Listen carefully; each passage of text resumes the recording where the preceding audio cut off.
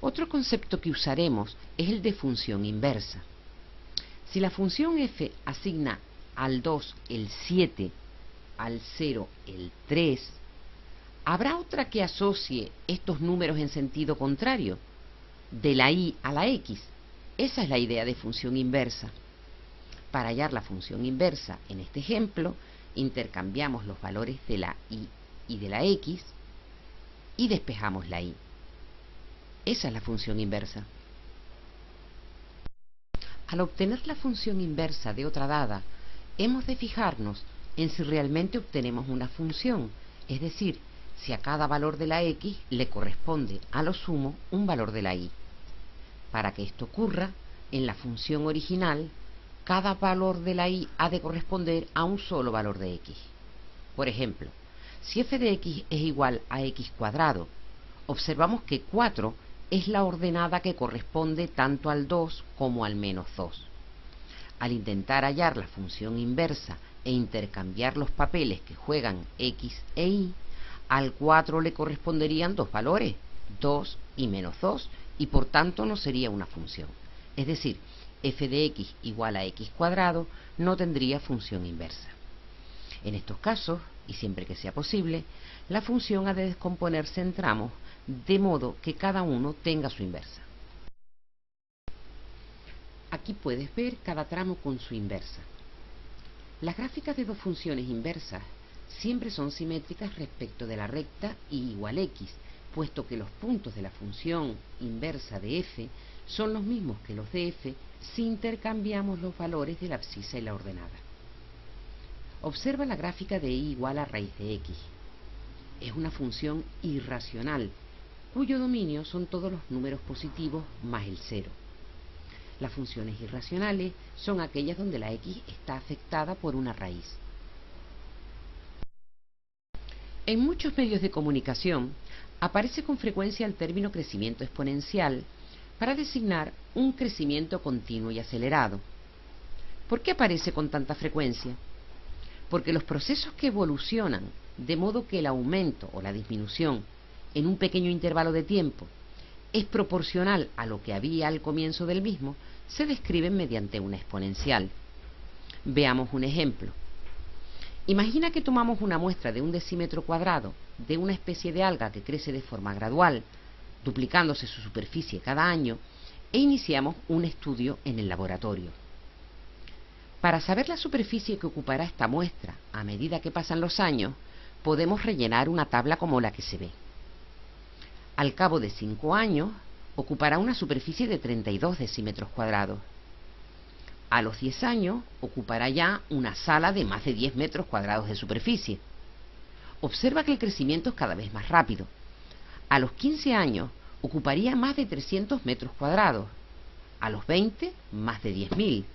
A los 30, más de 410 kilómetros cuadrados. Se trata de una función exponencial.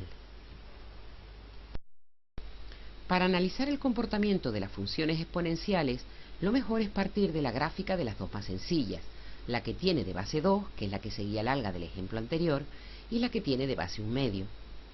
Las podemos representar dando valores a la x. Estas dos funciones exponenciales tienen como dominio todos los números reales. Son funciones continuas, pues se pueden dibujar de un solo trazo. Pasan por el punto 0, 1. Recuerda que cualquier número no nulo elevado a 0 es 1. Si la base es mayor que 1, la función es creciente, tanto más cuanto mayor sea esa base. El crecimiento de cualquiera de ellas llega a ser muy rápido, superando incluso al de cualquier función potencial. Es decir, y igual a 2 elevado a x crece más deprisa que x elevado a 10, por ejemplo.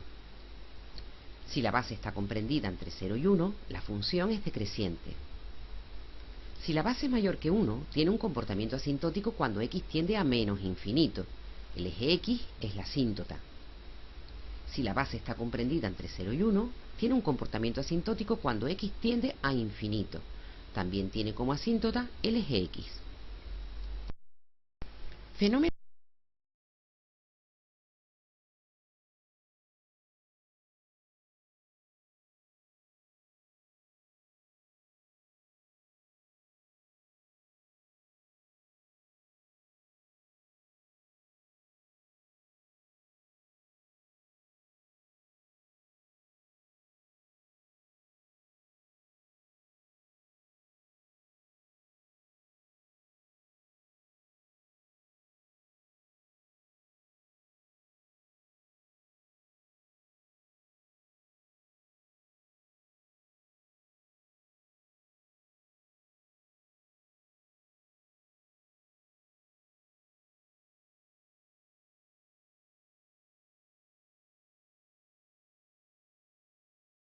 Las funciones inversas de las exponenciales se denominan logarítmicas.